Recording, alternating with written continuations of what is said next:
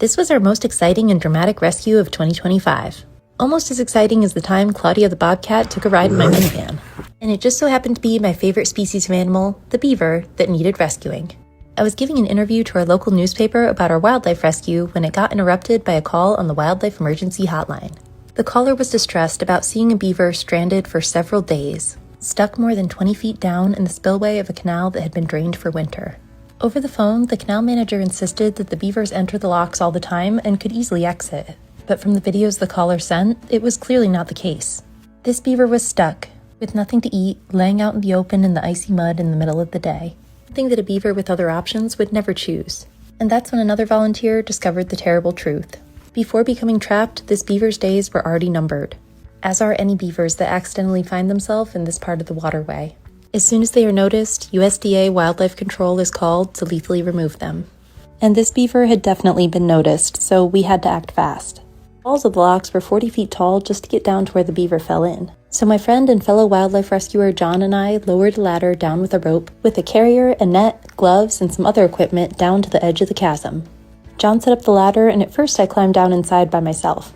And finally I could see our beaver friend face to face, and he was pretty big. He looked tired and out of place, but overall not too badly injured. And after he ripped right through my net and kept on running and I had to jump on him, I got him safely restrained, but he was so big and strong that John had to come down and help me get him in the carrier.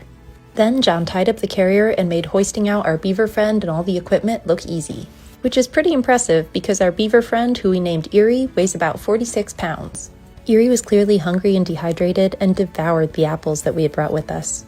He had some minor injuries, a broken toe on his front paw and some lacerations, but otherwise was miraculously unharmed from his fall. Once everyone was safely out of the canal, I took a look around for signs of other beavers.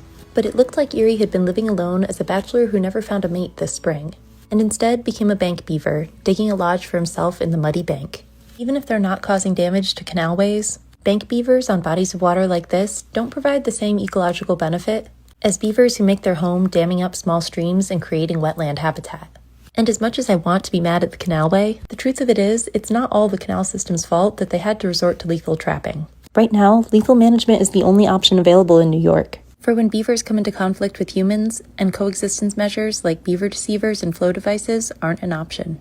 But not only does it seem unfair for beavers like Erie to die just for being in the wrong place at the wrong time, it's also a terrible waste for a state that's already lost over 50% of its historic wetlands, where our streams are becoming incised, heavily eroded channels with very low levels of riparian life. If only there was a way to move these undervalued engineers from the places where their engineering is causing conflict into the degraded waterways and wetlands that so desperately need them. This concept is exactly what we've been proposing and asking for permission for from the DEC and are really hoping for a positive response.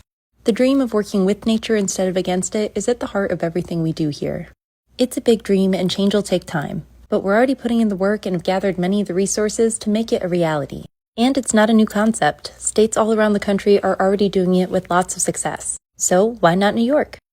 Back to Erie's rescue story. Now, it's clear that falling into that pit saved Erie's life. And Erie must have had some guardian angels looking out for him, because this is the footage we received the very next day.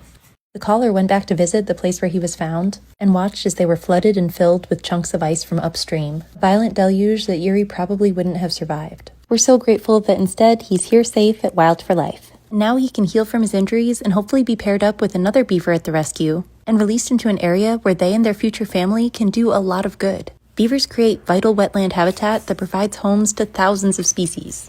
They increase biodiversity, filter water, prevent natural disasters like wildfires, floods, and droughts, and in the right locations are environmental superheroes. Thanks for watching. This was a long one, so if you made it all the way to the end, thank you so much for your support. Share this video with a friend and consider making a donation to help us keep saving wild lives. See you next time.